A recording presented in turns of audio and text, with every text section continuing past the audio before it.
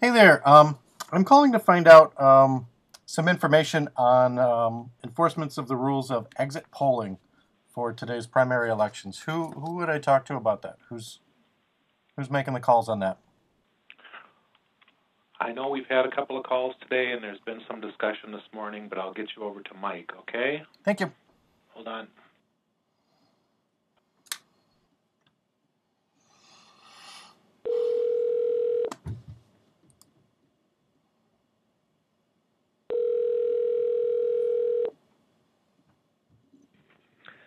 Hello, it's Mike Haas.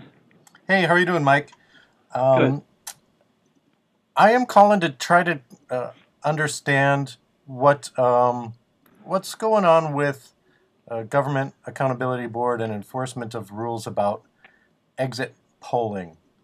Hearing reports from groups saying that even though they had read up and studied up on rules of exit polling, that they're now being shut down.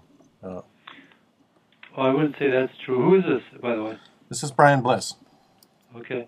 And are you with one of the groups that supposedly has been shut down or affected, or? Well, I mean, online I'm following these groups as a journalist, so I'm Okay. trying to The reason I report what's ask is going on. normally calls from the media go to our public information officer. Okay. Um, and but the answer is no. The groups have not. The rules have not changed, and groups are not being shut down from doing exit polling. We've had a situation where a group is doing an exit, doing an exit poll or what they consider to be an exit poll, but it was not being done in the way a normal exit poll was being done. What they were doing at a couple of locations is handing voters a sheet of paper that resembled a ballot and asking them to fill that out. And that is not permitted within 100 feet of the polling place. And that's what we've told them, that they can do that, but they can do that outside of the 100 feet of the polling place. Okay. I just got off the phone with one of the representatives of that group and to make sure we were on the same page. And I think we are, but I think what also happened is that they had presented letters to the chief election inspector saying that our board had approved what they were doing today, and they had never told us what they were going to do today.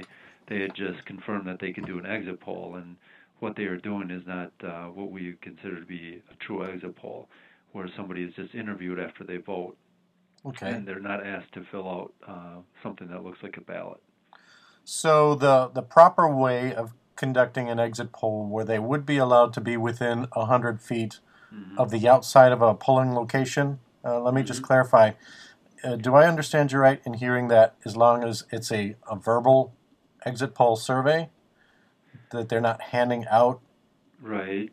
a sheet of paper, that's... They can do it. They can be outside the polling place. They do not have to be outside 100 feet of the Okay. polling. Are they allowed to ask the person to write or check or do anything written, or it has to be 100% verbal? Well, typically, I think a traditional exit poll is people are just asked questions and the interviewer writes down what the answer is. All right. My understanding is this group may be having has a clipboard and is asking people as either asking people to mark down who they voted for, or else they are just asking the question and marking it down themselves. Mm-hmm. But the reports we initially got is that they were being handed something that looked like a ballot after they had voted, and asked to fill it out and then to put it in something that basically in a ballot box.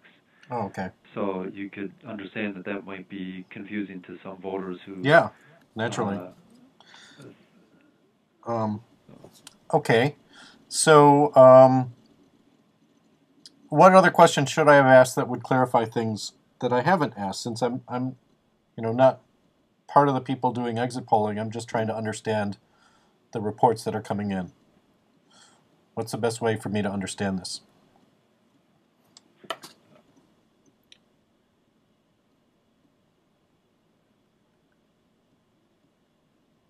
Hello?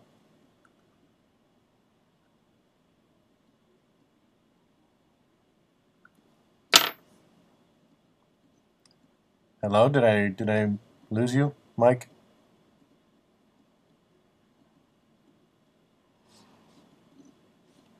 Well, alrighty then. Thank you for your time.